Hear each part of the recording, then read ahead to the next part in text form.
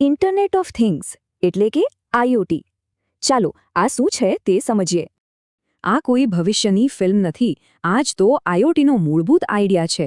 તો આખરે આઈઓટી છે શું? સિમ્પલ છે. રોજબરોજની વસ્તુઓ ઇન્ટરનેટ પર એકબીજા સાથે વાત કરે છે. પણ આ બધું કામ કેવી રીતે કરે છે? ચાલો એને એક નાટક સમજીને જોઈએ. તો આ નાટકના એક્ટર્સ છે આપણી આસપાસની વસ્તુઓ, જેમ કે સ્માર્ટ સ્પીકર, ગાડીઓ કે ફ્રિજ. આ એક્ટર્સને જોવા સાંભળવા માટે જોઈએ સેન્સર્સ જે આસપાસનો ડેટા ભેગો કરે છે.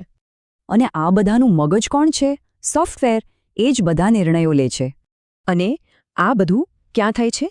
એનું સ્ટેજ છે ઇન્ટરનેટ, જે બધાને જોડે છે.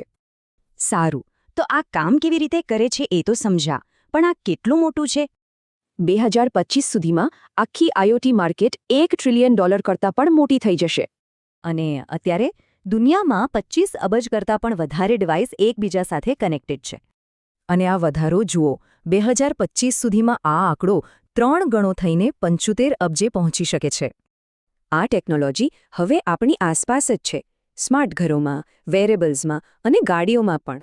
આના ફાયદા તો ઘણા છે, પણ સાથે સાથે સુરક્ષા અને પ્રાઇવેસી જેવા મોટા પડકારો પણ છે.